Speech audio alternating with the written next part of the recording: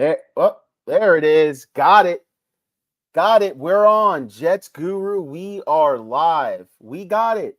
It's not fancy, okay? It's not all the bells and whistles. It's not the intro that it usually is when JR is here, but I have figured out a way to get on here with JR's help to get something on here that's presentable enough to put on YouTube and Facebook and all the great people that watch and tune in. So appreciate the support.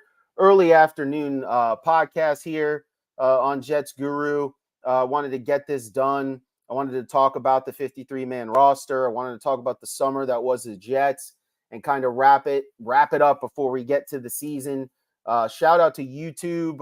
We're growing that page. It's not as strong as our Facebook page, but we didn't start on YouTube. We just started pretty much this year putting videos on YouTube. And so we're growing it. So please join us on YouTube.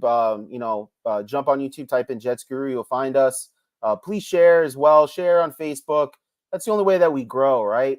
I mean, it's pretty cut and dry when it comes to making pages and having growth. Got to have people share it. So please share, like the page, all that kind of stuff. Now, this is one of the biggest expectation years that the Jets have had ever. I think we all know that.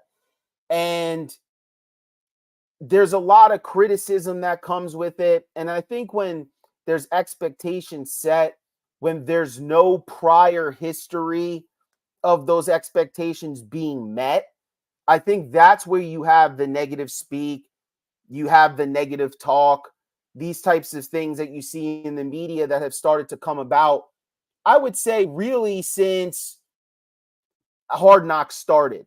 Because that's where the criticism really started, right? As I'm sharing our podcast on different pages here on Facebook, and shout out to our podcast on Spotify. This audio will be on there as well, so we have not forgotten you guys, so appreciate the support. The criticism really started when Hard Knocks started, because when Hard Knocks started, that was really, really, really the issue when it came to the offensive line. There was a lot of support. Everyone was rah, rah, rah, until you saw some of the criticism from Aaron Rodgers and you saw some of the criticism from Robert Saleh. When these things started to happen, then the question started, will the offensive line be able to hold this guy up? These types of things. So for me, as a Jet fan, I don't let any of that kind of sway me away from how I think this team is going to be. I think when you look at this roster and the cuts just hit, I think we have a very, very strong roster. Even if Aaron Rodgers wasn't here, I still like our roster. I think they did a good job at piecing this together. This hasn't been a year thing. They've been building talent, and now they just added the icing and the caking on top. And that's what the Jets really needed. I mean, the Jets pulled off some things this summer that we've just never seen before. And obviously the first one being that the Jets were able to get Aaron Rodgers, right? Aaron Rodgers, a huge part, an absolutely huge part of this whole run, right? Without Aaron Rodgers, maybe we're an average team. You bring in a guy like Derek Carr, maybe we can win 8, 9, 10 games. Maybe we could surprise and win a playoff game. But as far as Super Bowl aspirations, you could say that pretty much if it wasn't for Aaron Rodgers, we wouldn't be talking about that. And I think that's fair, even for the good job that the Jets have done putting this roster together. Again, like I said, I think if Rodgers wasn't here, I believe that the Jets would still play well this season with the pieces that they brought. But there's a lot of pieces that I believe also wouldn't be here if Rodgers wasn't, like Dalvin Cook, I believe, which is going to be a big part to the season, like Lazard, like Cobb, like some of the people that were brought here. I think when you have Aaron Rodgers, it makes things it changes the way the expectations are, not just for your team, but for your organization, right? This could change everything. I mean, Aaron Rodgers even said, pass it off to Zach, right? We could just pass it off to Zach when I'm done. And it's easier said than done. I think we can all agree with that, correct? But what if it can be done? What if it can be done? What if it can be passed off? What if this time period wasn't the worst thing for Zach Wilson's career in the New York Jets. Maybe we could get a Super Bowl or some AFC Championship game love to potentially get to a Super Bowl. Maybe we could win a Super Bowl and then have this guy work on his mechanics. He has the skill set to be able to throw the football down the field. We've seen that. He has to limit his mistakes and his hero football. And I've already seen Aaron Rodgers, with Aaron Rodgers being here and within Nathaniel Hackett's offense, we've already seen Zach Wilson play within the offense, right? Which is something that we've never seen before from him. We've seen hero ball. We've seen him chuck the ball a million yards down the field for incompletions and completions. We've seen him throw footballs to people who weren't there. We've seen him run all around the field in circles and get tackled and sacked. But we haven't seen the patience that an offense requires at times. And I think that's what we saw from Zach Wilson. You know, a hater might say, oh, all we saw were dinks and dunks and this and that. Well, listen, what do you want him to do? Just keep throwing and chucking the ball down the field when it's not there? I thought I saw a composed Zach Wilson. I thought I saw a composed and focused Zach Wilson. I thought I saw a better put together quarterback from a mechanic standpoint. Now, for me, Boyle could be the second string quarterback just as much as Zach could, right? Similar stats. I think their completion percentage in the preseason was just the same. They both threw for over 300 yards in the plus TD to interception ratio. So that's why the Jets brought him back on the practice squad, because if Zach doesn't work out, if he has to fill in for Rodgers, you had someone that was very productive under the offense. So for me, I like what I've been seeing from the quarterback room, right? So I like that 100% for me. And it's changing the expectations and the desires of Jet fans, right? Because before it was like, man, can we please just get to a playoff game? Please. It's been so long. But now to even think that we potentially could get to a Super Bowl and that we can even potentially think that Zach Wilson can be saved when it looks so dire for so long is just amazing. It just is. I'm sorry. I'm not going to temper my excitement and my joy, right, because of the haters. Because from what I see, this is a competent organization that's moving forward from their mistakes. And that's all I want. I don't want you to double down. Don't double down on your mistakes. I don't like that. If something is not working, try something new. Don't double down, right? Until just throw Zach out there. They went for it, man. They went out and got guys that the Jets could never get for deals and salaries that the Jets could never get, with expectations that the Jets have never been in, with players that the Jets have never had. This has been a wonderful offseason. And even like the little small things that like kind of fly under the radar, you know, like someone like Quentin Jefferson. The Jets bring him in for a 1-year deal, right? He's been escalating his play each and every year with 5.5 sacks last season. That for 1 year, $3.3 million, you get a guy like that who could have signed somewhere else for more money, more years. You pull in a guy like that. It's just little deals like that that just make so much sense. Being able to get Dalvin Cook just because you were able to convince Aaron Rodgers, because of the love that you've shown him and the roster that you put together, that he was willing to renegotiate his contract to get more salary for you to get a player like Dalvin Cook because of the expectations that are now brought and are now present here with the New York Jets.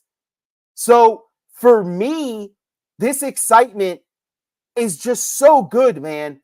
The only thing that could derail this season, and I truly believe this, is injury. It's the only thing. If the Jets stay healthy, there's no reason why this should not work on multiple fronts, on multiple levels. It would be different if the Jets defense wasn't a top 5 defense, but it is. And it got better this defense in the offseason. You got this another year under this defense. You went out and got guys like Jefferson, like I said. You got the evolution of Bryce Huff. You got the evolution of Williams. You went out and re-signed his brother, which I love that deal. I love that you go out and re-sign Quincy, who brought so much energy to the New York Jets. I just love the way this roster is set up on the defensive line. I mean, you literally look at the Jets roster and you just look up and down, and it's just amazing. I just love what I'm seeing. I just really am. I haven't been this excited, honestly, in a long time. Quinnen Williams at defensive tackle, Quentin Jefferson, Solomon Thomas, who's an excellent rotation piece. And then you were able to bring in the big Al Woods, right? The run stuffer. You know, when your defense isn't able to get those stops, you have a guy like Al Woods now that could clog that middle so that the guys around him could go and feast. And talk about Bryce Huff, like I just said, it seems like now every time Bryce Huff touches the field, it's an automatic sack. At least one a game. At least one a game from Bryce. And what I saw from Quinnen Williams, it's just this guy. I think you're about to see a next level of Quinnen Williams. And it's going to be hard to double team him because I think this defensive line could be so successful with their rotations that you kind of have to pick your poison. So even if Quinnen has a little bit less on the numbers, that means that more people around him are definitely going to be eaten for sure. Obviously, Reed and Sauce in this defense again, which obviously Reed already had experience in this type of system, but Sauce more strength in Tate. When you could go back and look at your mistakes, even though you were Defensive Rookie of the Year, it's only going to help you get better. He's going to get stronger as time goes on too, which is going to make him a little bit more physical, which might make him even harder to throw on, which I know sounds ridiculous, but if you look at him, he's very slender. I expect in the next year or two to him put on probably another 5 to 7 pounds, look a little stronger, be a little bit stronger, right?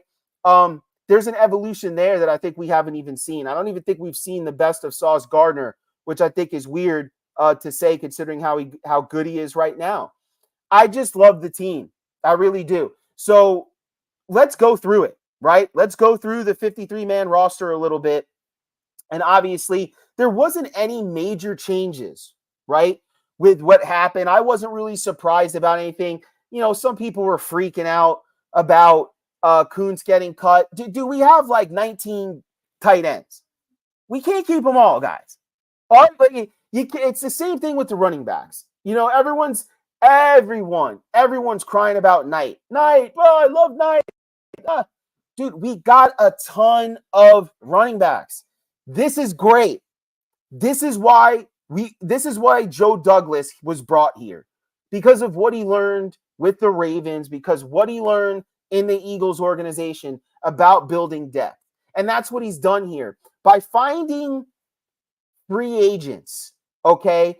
Unrestricted free agents, undrafted rookies, these types of things that come in and play well. It just makes it so much easier. And then, you hit on one of those guys. And then you hit on a 4th and 5th round pick. And then you hit on a guy that you signed in the offseason. It's like you just keep stacking hits when you're able to really have an eye for talent. And that's something that Joe Douglas has shown throughout his time here with the New York Jets. And I love it. So obviously, the quarterback situation, Aaron Rodgers, Zach Wilson, Boyle was cut, signed to the practice squad. That's wonderful. I like that. He played very well in the system.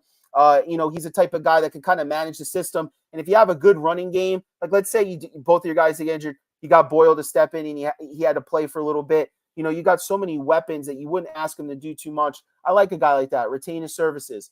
Running backs, obviously Breece Hall, Dalvin Cook. Michael Carter was in discussion and talks to be traded and maybe even possibly cut. I think he's a little too dynamic, guys. And, you know, if I could get 50 yards out of Michael Carter running the football, and I could get 40 to 50 to 60 yards out of him in screens and little stuff in the passing game, if I can make him a 100-yard back game in a game out, he could be very valuable. I really don't think he was used correctly, guys. And I know, and it was hard. It was hard taking cutbacks, and he had a couple fumbles, and Breece was just blowing up, so it just made those mistakes look so much worse. But I think if you look at how he runs with the football, he's a good back. I think he could be used properly. And then the Jets obviously just drafted Izzy from Pittsburgh, Abenkanda. I'm trying to say it right. I'll learn it, guys. But he's also a dynamic back as well. And honestly, when you look at the Jets backfield in the preseason, and an alert just came in right now. The Jets have signed Thomas Morstead and Nick Bolden, the fullback. Morstead was cut to make room for a player for the 53-man roster. Then essentially they moved that player to the IR, and then they're able to re-sign Morstead, and he doesn't clear waivers the same way, so he could sign for any team he wants, obviously being re-signed to the New York Jets. So the New York Jets never wanted to just flat out cut him. It was just so they could protect another player that they wanted before the 53-man roster cuts were over. So that's why Morstead was cut, if you guys weren't really sure on why he was, because obviously he was brought here to be our starting punter. But going back to it, yeah. So, when you get guys like that, you can't keep them all. So Knight, unfortunately, winds up getting cut. Israel was the best running back, to be honest with you, in the preseason. And Michael's a little too dynamic right now, and I think you could get a little something for him if you were to trade him. Obviously, Breece isn't 100% quite yet, and he's going to be splitting with Dalvin. So I don't know how much you're really going to see all these running backs. I know they're going to have a rotation, so to speak, with Breece coming back in the beginning. Dalvin, he didn't sign with the Jets just to say, hey, I'm going to split reps with 5 other running backs. I think he was also brought here because, one, he wants to win a Super Bowl, but two, he's going to touch the ball. And there's only so many handoffs that you could do, especially when you got Aaron Rodgers throwing over 20 times a game most of the time. So unless they're going to be sacrificing some of Aaron Rodgers' throws to run the ball a little bit more, or if the Jets get a lead early, they're able to run, which gives running backs more touches. It's going to be tough for some of these guys like Israel and Michael. So I think if they stay true to what they did more so last season, where the hotter running back touches the football, right, then I think there is where you could see guys like Carter get more touches. Maybe he gets hot in the game, they stick with him, and that's how he'll get his touches game in and game out. But it's going to be tough for them. The same thing with the receivers, a lot of competition, right? We got Garrett Wilson, Allen Lazard, Mecole Hardman. Obviously, we're going to make the roster. Randall Cobb, obviously going to make the roster. That's Aaron Rodgers' boy, and he's invaluable because the thing about Cobb is that he could teach all these young receivers what Aaron Rodgers likes to do, even more so than what Allen Lazard can. He's a big-time veteran. So I think he's great for the room, and he's still good enough to play. Don't get me wrong. Cobb can still play. I don't think he would be on this roster if it's like, oh, he can't play at all. Then what the Jets wind up doing, which was a little bit of a surprise, they kept Xavier Gipson and they kept Jason Brownlee. A lot of people thought it was going to be maybe one or the other. The Jets kept both. I think that is why what Davis did in retiring was such an amazing thing. And I think we need to have more respect for Davis, because he could have milked whatever he was going through out, got paid, been out on the injured reserve here and there, out a couple weeks, 4 weeks at a time, 6 weeks at a time type of thing. But he didn't. He allowed one of these younger receivers to be able to get a spot on the roster.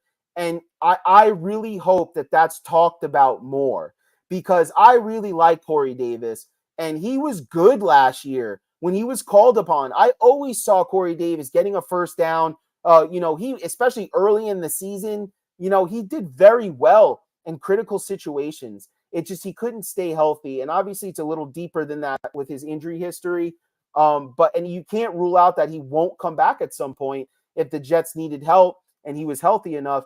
But honestly, I thought that was an amazing thing for him to free up the money and also to free up a spot for one of these young guys, Xavier Gipson and Jason Brownlee, who both played very well with Aaron Rodgers in camp and played very well in the preseason. And they wanted to hold on to these young guys because they think they got something here with them. And also, I believe Xavier has a chance to start on kick return as well. So, he fills two positions.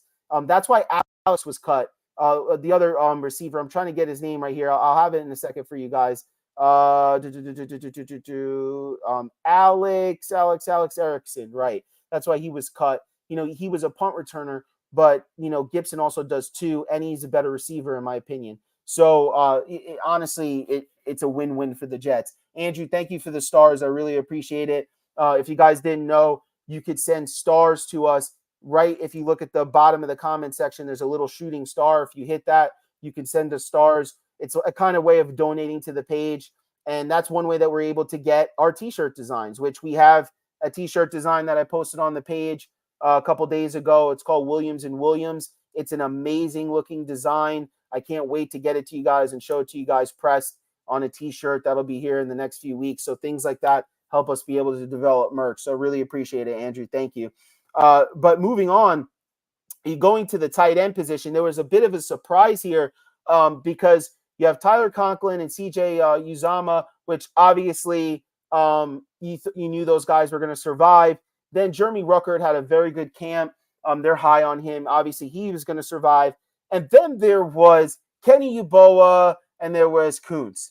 And a lot of people were upset because of Kuntz's upside, him being the rookie and having the injury. And if it wasn't for that, he'd probably be a higher a pick in the draft. He would have been a guy that when you look at it, probably would have been a 5th round pick or something like that. So people were surprised. But guys, remember, Kenny Yeboah is a guy that is really athletic, and he's had some good preseasons, man. He really has. Oh, Ricky, thank you for the stars, man. I really appreciate the donation. Thank you so much. Kenny Yeboah has had some really good preseasons and hasn't been able to make the Jets team. And there's something to that, man. He comes back, he plays hard, he gets a shot to make the team. Transition for him to tight end over the last few years. I really like what I've seen from the young man, and I'm happy that he made the team. There's a lot of competition here. I think there was also a lot of discrepancies. A lot of discussion. Tristan Colon, the center, he was released as well. A lot of teams are interested in his services. I think the Jets probably tried to work something out and weren't able to get something done, so ultimately released him. I think Tanzel Smart, again, in a different year, maybe a guy like Tanzel makes the team. Bruce Hector, another guy, right? He had a strong preseason, 3 or 4 sacks, something like that. Jalen Holmes showed too. These types of guys, maybe they make the team in different years.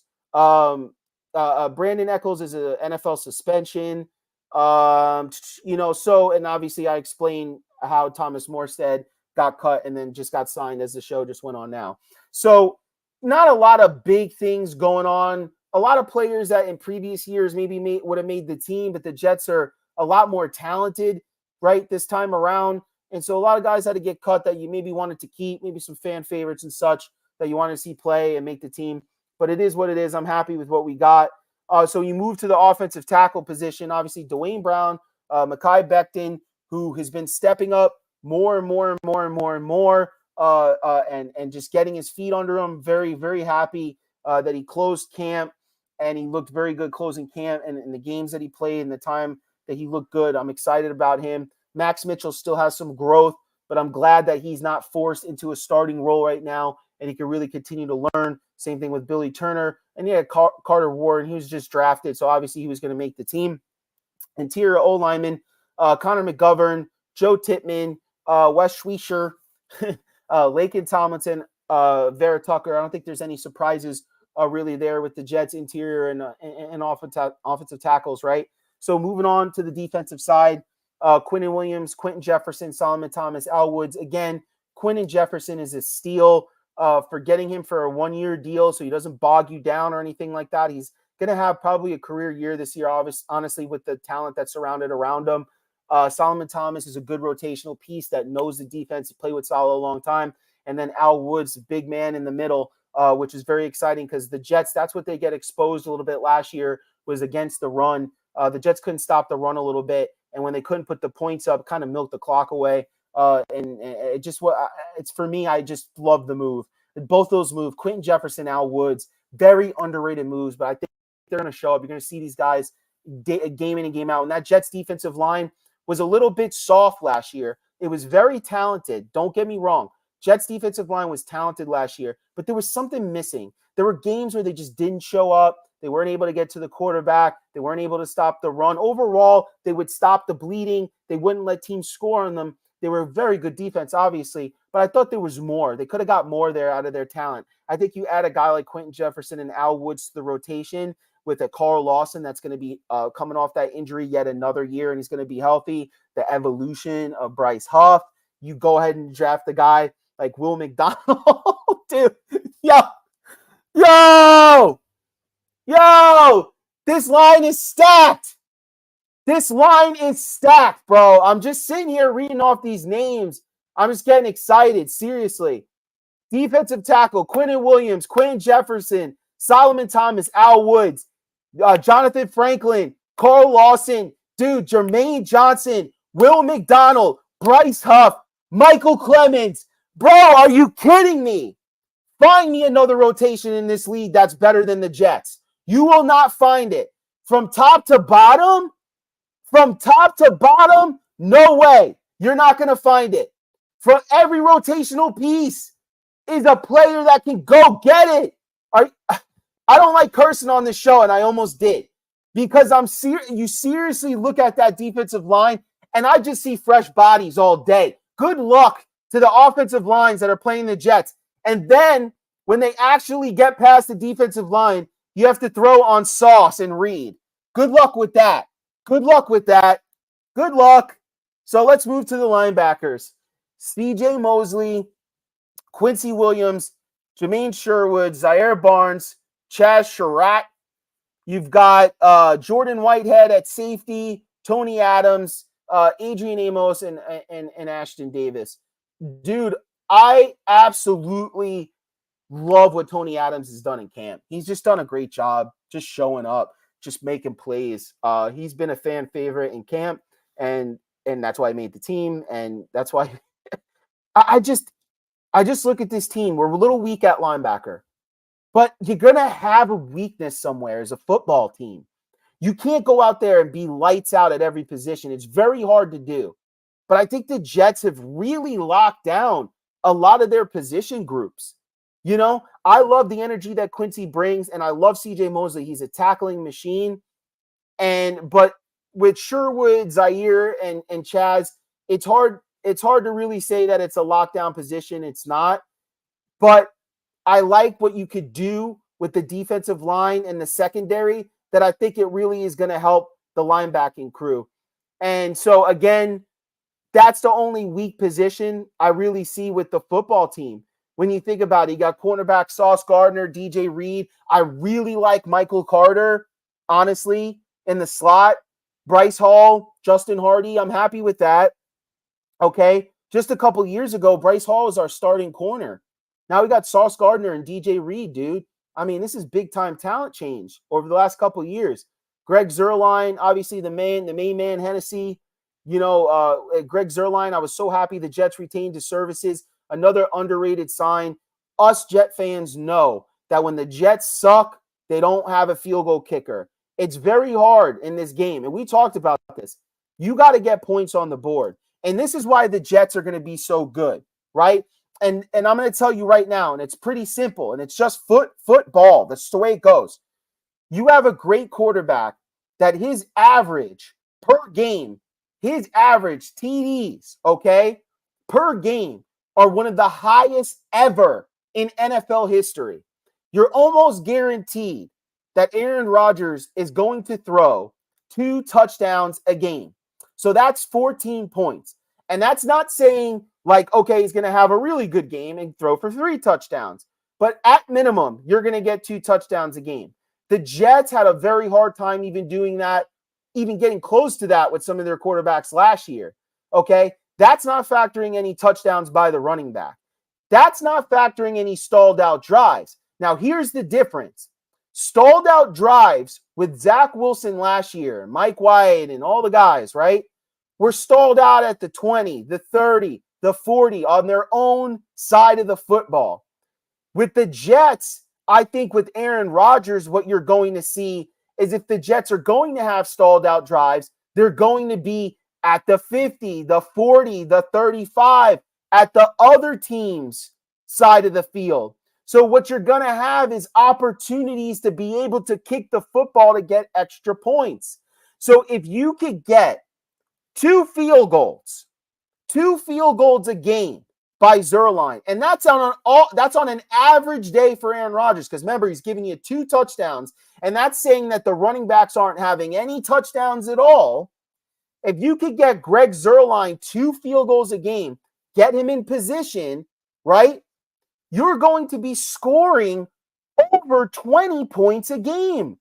That's where you need to be. And of course, the running back is going to be a factor in some of these games when you have Breece Hall, Dalvin Cook, Michael Carter, Izzy.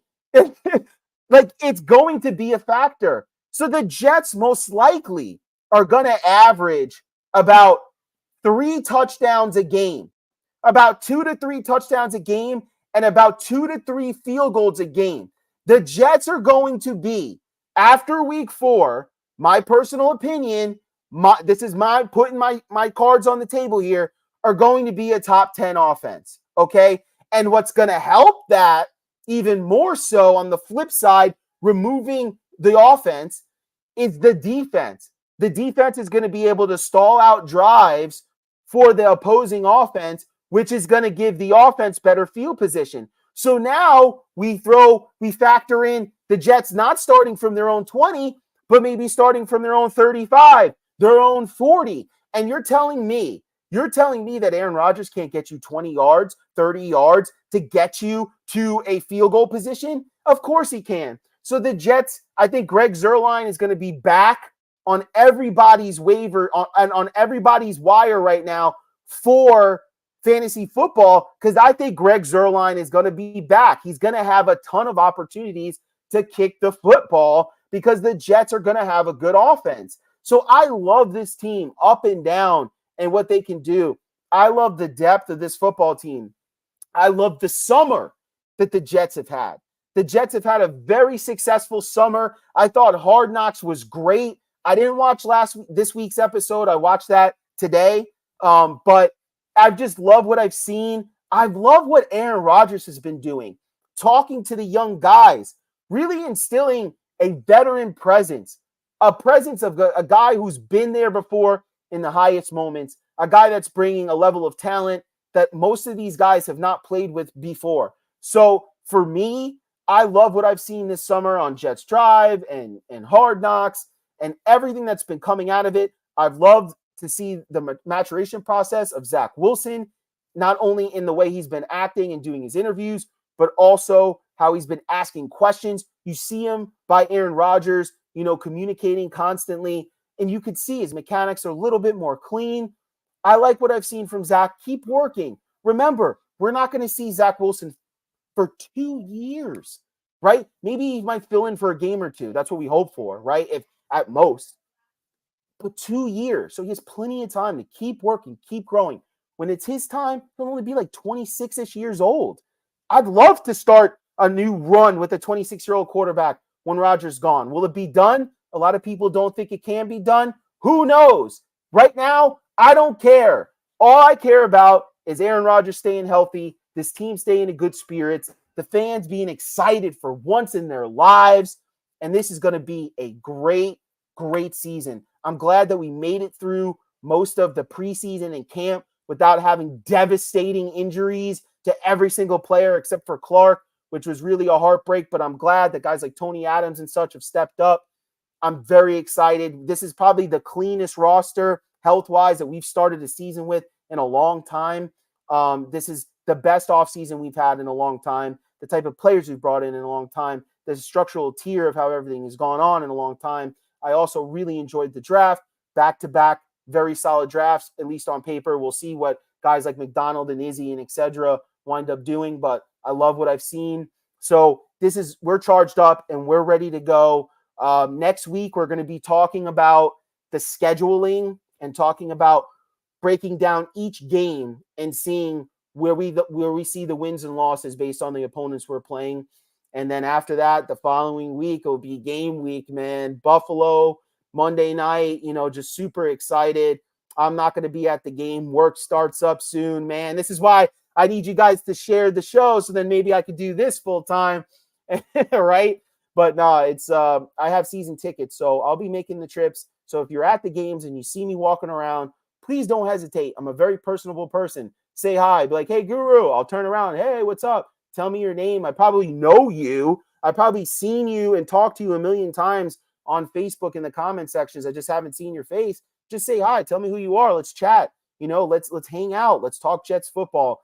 That's what I'm all about, man. I'm not here walking out to you guys in a suit and tie, and I love wearing suits and ties. Don't get me wrong. I look beautiful in a suit and tie, right? But I'm coming at you as a Jet fan with my jersey, with my Jets Guru shirt on, with Kevin a lot of times, and my boys at D7, Michelle and Euros and Mike and all those guys are great people.